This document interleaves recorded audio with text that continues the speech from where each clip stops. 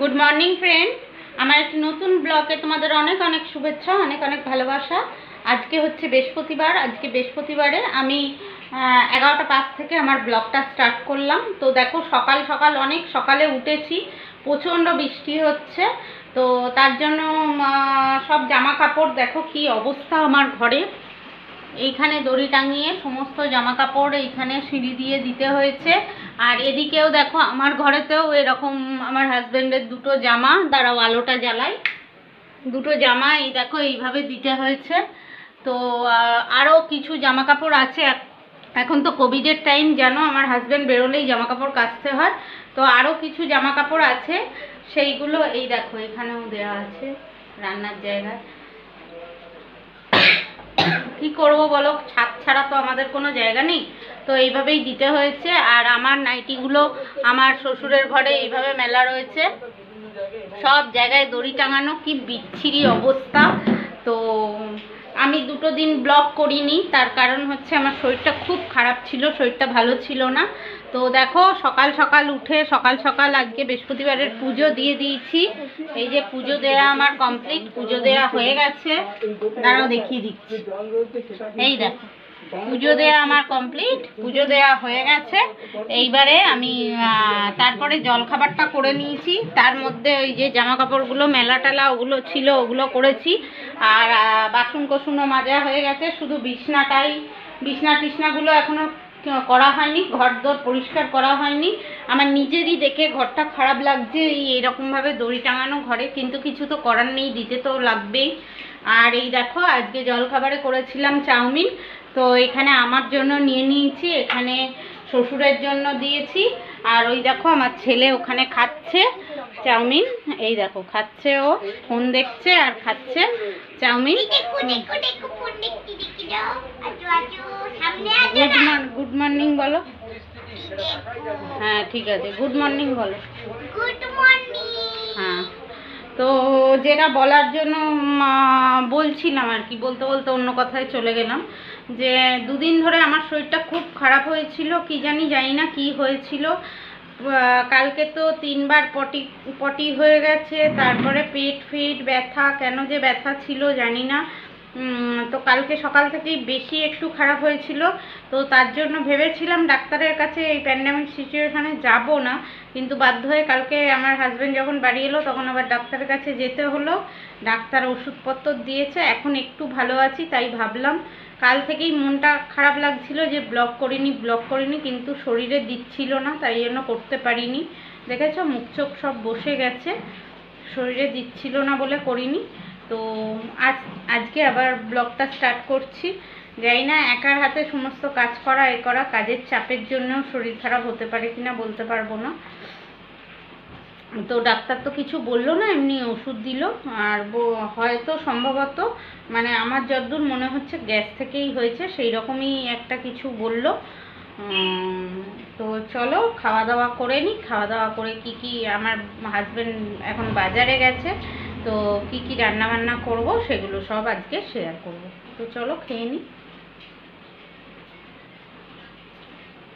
খেতেও তেমন ইচ্ছা নেই, জোর করেই খেতে হচ্ছে। ঠিক আছে, আবার যখন রান্না করব তখন তোমাদের সাথে দেখা করছি। তো দেখো জলখাবার খেয়ে এই মাংসের আলু আর পেঁপে কুটতে চলে এসেছি। আজকে মটন নিয়ে এসছে, তো পাতলা পাতলা করে প্রেসারে মটনের ঝোল বানাবো পেঁপে আর আলু দিয়ে। তো চলো আলু এগুলো সবজিগুলো কুটে নিই, তারপরে রান্না বসাবো। আর বেশি কিছু রান্না করব না। আর কাঁচকলা সেদ্ধ দেবো, আর হচ্ছে তোমার মুসুর ডাল ভাতে দেবো। মুসুর ডাল ভাতেটা খেতে আমার ভীষণই ভালো লাগে, তো ওই মুসুর ডাল ভাতে দেবো। তো আলুগুলো কেটে নিচ্ছি। আলুগুলো হাফ কাটা হয়ে গেছিলো, ভেবেছিলাম তোমাদের একবারে রান্নার সময় দেখাবো, তারপর ভাবলাম যে না, কুটনো কাটাগুলো একটু দেখিয়ে নিই। এই আর ছোটো ছোটো আলু থাকলে আর দুটো দাও। একবারে দুবেলারই করে রাখছি বুঝলে, তার জন্য একটু আলু বেশি লাগবে, তাই আমার হাজব্যান্ডকে বললাম যে একটু আলু দিতে।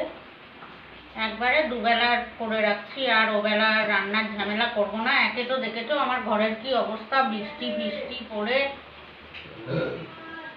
পুঁটি মাছ আছে, দেখো না, নাও না, বলো ডাকো।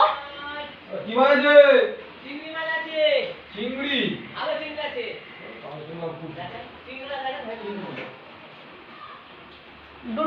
দূরে থেকে দেখো। চিংড়ি আছে? হ্যাঁ। চিংড়ি মাছ নিয়ে এসছে, তাই জন্য বলছি একটু দেখো যে চিংড়ি মাছ।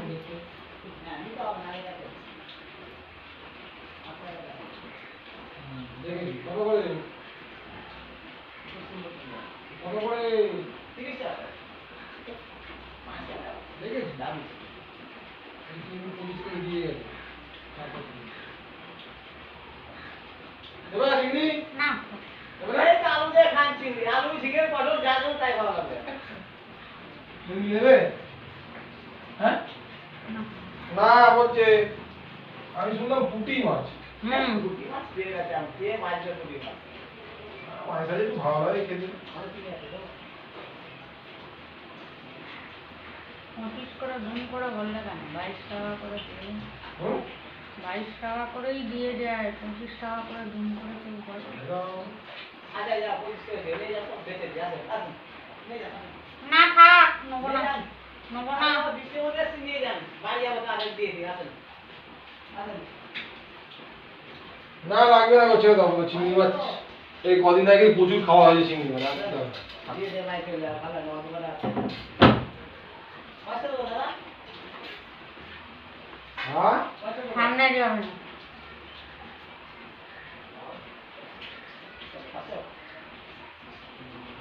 500 নেবো? কি গো? কি? 500 নেবো? আমি তো নিতেই বারণ করলাম।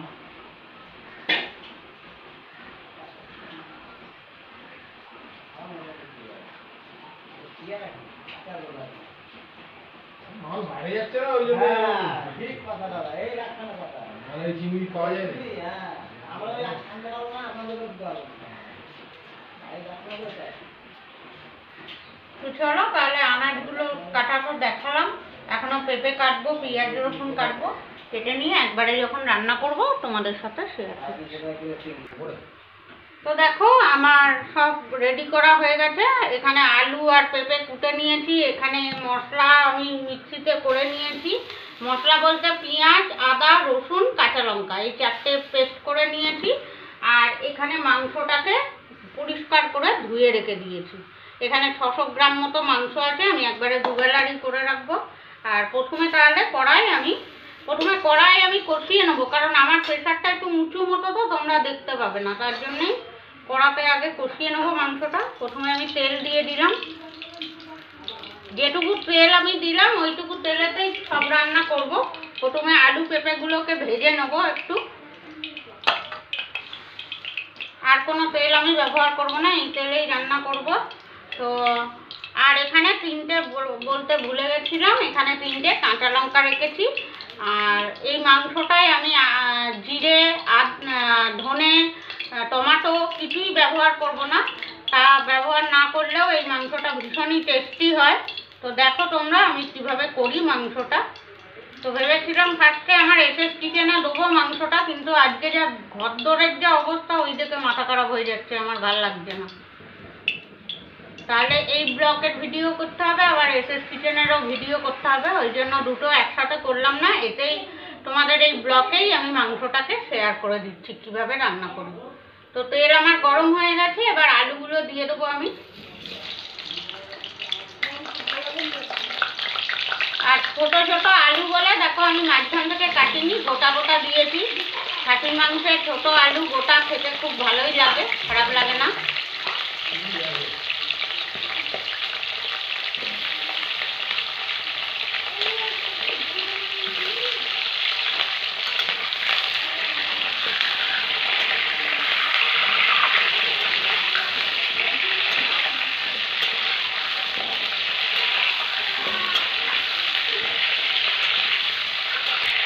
আলুগুলো একটু লবণ দিয়ে দিতে বললাম আমার হাজব্যান্ডকে, একটু লবণ আর হলুদ দিয়ে ভাজবো।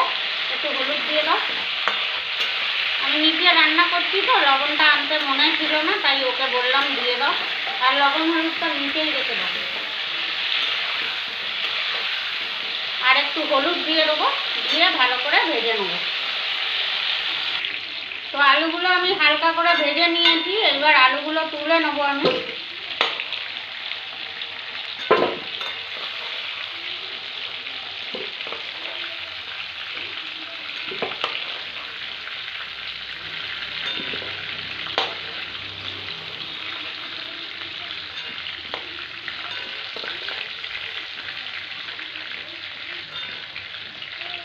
এবার এই তেলে লবণ হলুদ রয়েছে, ওই জন্য আর লবণ হলুদটা দিলাম না। এবার এই তেলে এই যে পেঁপে 4 পিস কেটে রেখেছি, এই পেঁপেগুলো দিয়েও ভেজে নেব।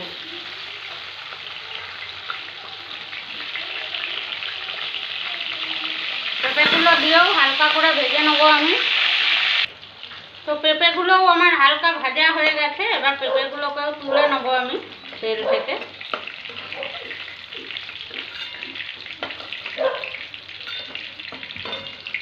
পড়ে গেল একটা পেঁপে নিচে, পালিয়ে গেছে।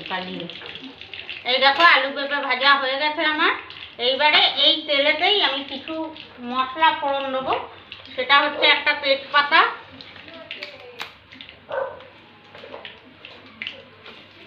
আর একটু জিরে দেবো। জিরেটা দেখিয়ে দেবো, এই যে একটু জিরে দেবো,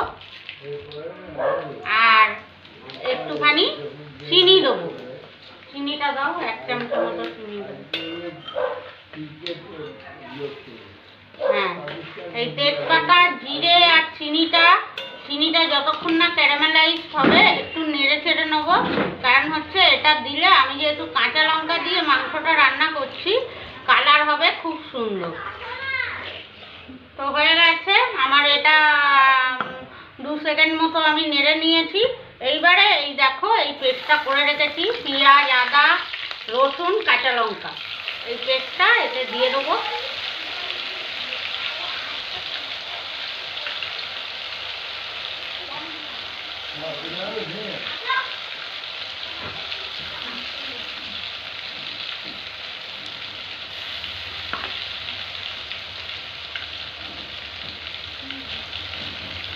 দিয়ে ভালো করে মশলাটাকে কষাবো। খাসির মাংস তো বেশি আবার কষানোর দরকার নেই, তো ভালো করে মশলাটাকে কষাবো। অনেকেই তোমরা খাসির মাংসে মশলা মাখিয়ে করো, কিন্তু এইভাবে করে খেয়ে দেখবে খুব সুন্দর লাগে। বিশেষ করে দুপুরবেলা বা গরম ভাতের সাথে দারুণ টেস্ট লাগে। তো এটাকে ভালো করে কষিয়ে নিয়ে তারপরে আমি যা করার দেখাচ্ছি। তো এটাকে দেখো ভালো করে কষাচ্ছি। এই কষানোর সময়ই এইবারে এই ধুয়ে রাখা মাংসগুলো এতে দিয়ে দেবো।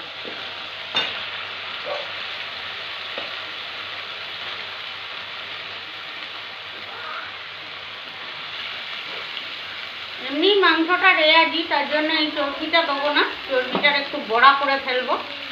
তো মাংস আমার দেয়া হয়ে গেছে, এবার কিছু মশলা আমি এতে অ্যাড করবো।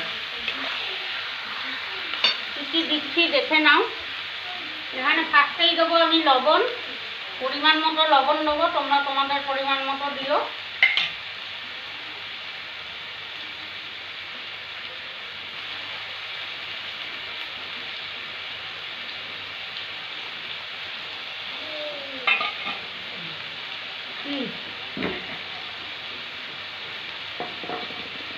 এবার দেবো আমি হলুদ গুঁড়ো,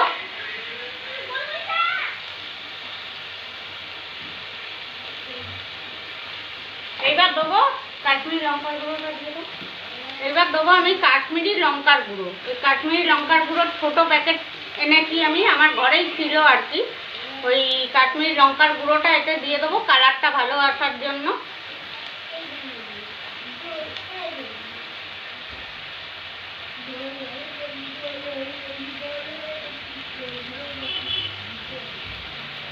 কাশ্মীরি লঙ্কার গুঁড়োটা দিয়ে এইবার আমি সব মশলার সাথে ভালো করে নাড়াচাড়া করব, মাংসটাকে কষাতে থাকবো।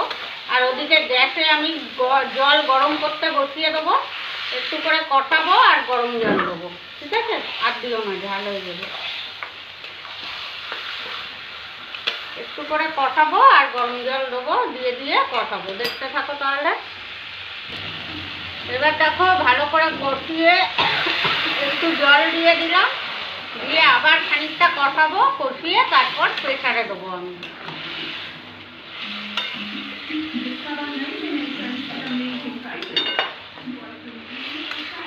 জলটা দিলাম একটাই কারণে, মশলাগুলো ভালো করে সব একসাথে মিশে যাবে।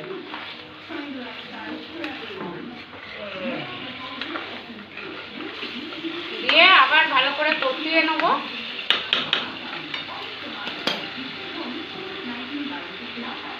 এবার দেখো মাংসটা আমার কষিয়ে পুরো তেল বেরিয়ে গেছে। এখানে প্রেসার রেডি করেই রেখেছি, তো ধুয়ে রেখেছি প্রেসারটা। এইবার মাংসটা প্রেসারে আমি ট্রান্সফার করে দেবো।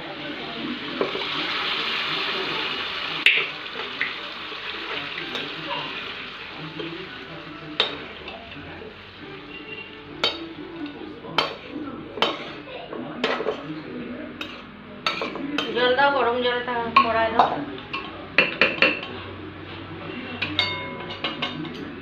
সবটা দেবে না, আলু দেওয়ার পর লাগতে পারে। একটু দাও, একটু। হ্যাঁ,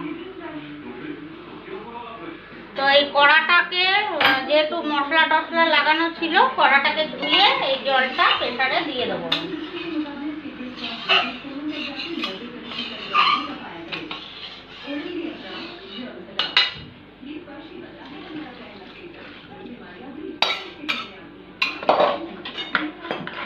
এইবার আলু পেঁপে যেগুলো ভেজে রেখেছি সেগুলো কিন্তু এখন আমি দেবো না, কারণ হচ্ছে এখন দিলে পুরো আলু পেঁপে ঘেটে গিয়ে হয়ে যাবে। আগে মাংসটাকে আমি 80% মতো সিটি দিয়ে নেবো। প্রেসারের ঢাকনাটা বন্ধ করে দিলাম, দিয়ে মাংসটা স্টোভে বসিয়ে দিলাম। এবার সিটি পড়ুক, তারপরে যখন আলু দেবো তখন আবার তোমাদের সাথে শেয়ার করবো। দেখো যতক্ষণে মাংসটাকে আমি প্রেসারে ট্রান্সফার করে দিয়েছি আর ওখানে স্টোভে ভাতটা বসিয়ে দিয়েছি। আর এই যতক্ষণে মাংসটা আমার হচ্ছে ততক্ষণ আমি এই ডাল ভাজাটাকে মেখে নিচ্ছি। এতে দিয়েছি নুন আর সর্ষের তেল, আর দেবো একটা কাঁচা লঙ্কা। এই দেখো এই কাঁচা লঙ্কা দেবো, দিয়ে ডাল ভাজাটাকে মেখে নেবো। देखो जे जगुआर ने हम सबको बचा लिया है। चारों तरफ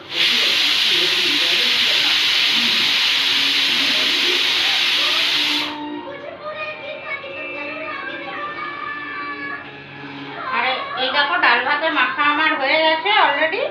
আর ওখানে প্রেসারে আঁচটা বাড়িয়ে আমি 2টো সিটি পড়েছে, আর 2টো দেবো, দিয়ে আঁচটা কমিয়ে আবার সিটি দিয়ে দেবো 3-4টে। তারপরে ভাতটা কমে গেলে 3টে সিটি পড়ে গেছে, এবারে আমি আঁচটাকে কমিয়ে দেবো।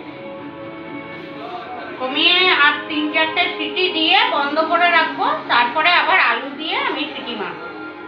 তো এই দেখো ডাল ভাতে আমার মাখা হয়ে গেছে, গোল্লা গোল্লা পাকিয়ে রেখে দিচ্ছি আমি।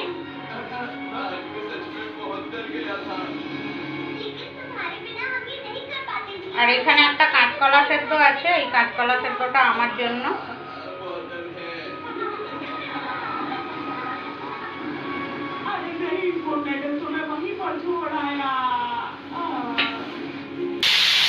যতক্ষণে প্রেসারে ওদিকে মাংসটা হচ্ছে ততক্ষণে দেখো আমি চাল ধুয়ে নিয়েছি, চালটা দিয়ে দেবো।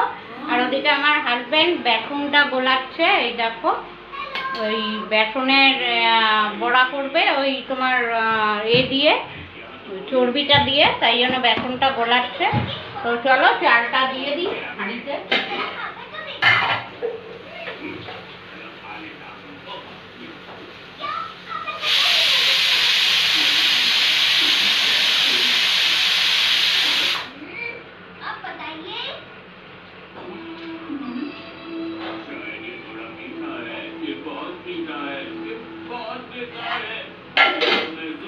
ভাতটা হতে থাক। আর ওদিকে প্রেসারে অনেকগুলো সিটি হয়ে গেছে, এবার আমি প্রেসারটা বন্ধ করে দেবো। তারপরে চেক করে তারপরে আলু আর এটা দেবো, পেঁপেটা।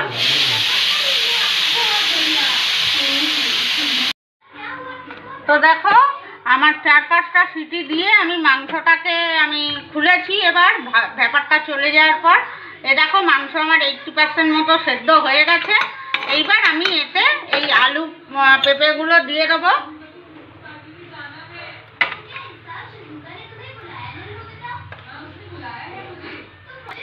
তো গ্যাস আবার আমি অন করে দিয়েছি, আর একটু গরম জল আর একটু অ্যাড করে দেবো, কারণ আমার দুবেলার তো।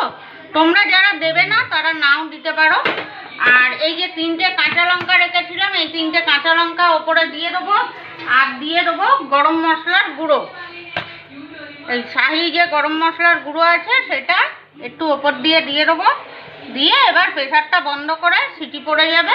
আর কমপ্লিট রান্নাগুলো হয়ে গেলে তারপর আবার তোমাদের দেখিয়ে দিচ্ছি। তো এখন বাজে 4:05। এই দেখো খাবার দাবার নিয়ে চলে এসেছি। এই আমার খেতে খেতে মনে পড়ে গেল তোমাদের দেখানো হয়নি, তাই জন্য এই দেখো ডাল সেদ্ধ, আর এখানে স্যালাড আছে, আর এখানে এই যে মাংসটা করেছিলাম সেই মাংস, আর এই যে চর্বির বড়া। এই দেখো এখানে আমার বর চর্বির বড়া আর দুটো রয়েছে, সেই দুটো ভাজছে। তো চলো আগে খাওয়া দাওয়া করে নিয়ে তারপরে আবার তোমাদের সাথে কথা বলবো, ঠিক আছে? ও বেলা আবার দেখা হবে তোমাদের সাথে। ওখানে বাবাও খেতে বসে গেছে, খাচ্ছে। তো গুড ইভিনিং ফ্রেন্ড, আমি চলে এসেছি আবার। তো বেলা তো খাওয়া দাওয়া করলাম, খাওয়া দাওয়া করার পর এই যে বাসন টাসনগুলো রয়েছে সেগুলো মাজবো। তো আজকের ব্লগটা এমনিই বড় হয়ে গেছে। আর এই দেখো ছেলে ফোন দেখছিল, চলে এসছে। তো আজকের মতো আজকে একটু দুপুরে ঘুমিয়ে পড়েছিলাম, তার জন্য মানে মুখ চোখগুলো ফোলা ফোলা লাগছে। তো আজকের মতো ব্লগটা এখানেই শেষ করছি। কালকে আবার একটা নতুন ব্লগ নিয়ে তোমাদের সামনে হাজির হয়ে যাব। টাটা।